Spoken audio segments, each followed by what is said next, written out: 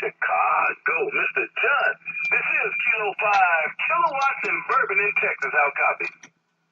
Roger that. Great copy here in Chicagoland. This is Rich. Repeaters? Did you know they are all around you? If you want to spot their hiding place, try looking up.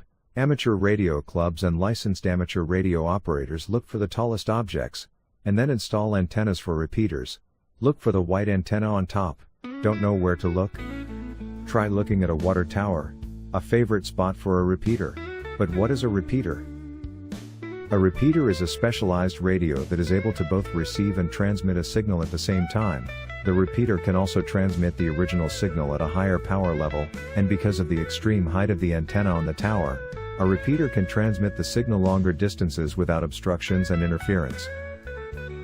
For example, imagine that an operator is 60 miles to the east of a repeater using a 2 meter or 70 centimeter frequency band. These two frequency bands have a high drop-off rate. When looking at signal strength and distance traveled, the signal is transmitted to a repeater 60 miles away, and the repeater transmits the signal. The operator reaches someone 60 miles to the west of the repeater tower. The operator has covered a distance of 120 miles.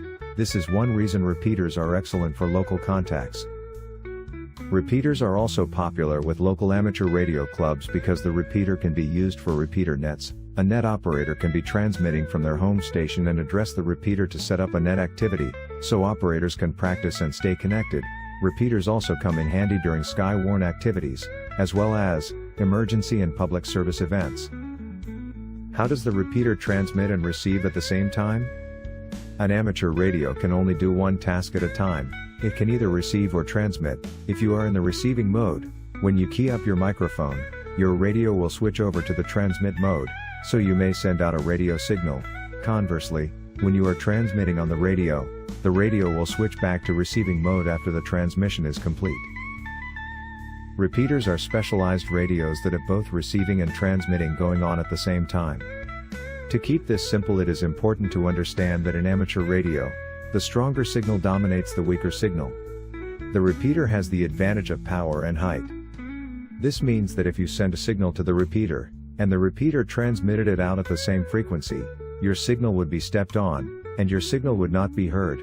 The repeater works to capture the frequency assigned to it, and then transmits the signal out at an offset frequency.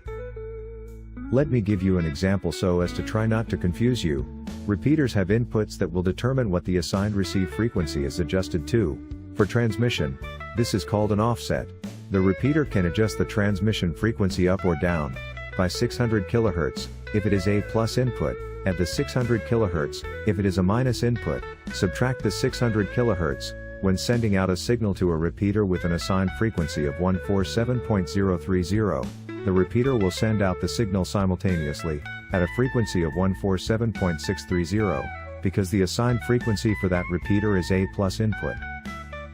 Repeaters are licensed by a repeater council. The job of the repeater council is to assign frequencies to each area, so that repeaters do not conflict with each other. Repeaters are assigned a receive frequency, and an offset. Some repeaters require an access tone in order to activate your signal use of the repeater. Repeater frequencies, offsets, and any tone programmed into the repeater is public information and cannot be concealed. Amateur radio operators can program their radios with this information and can use local repeaters to make contacts. There are literally thousands of repeaters across the United States, making it possible to talk to other amateur radio operators while traveling locally or nationally.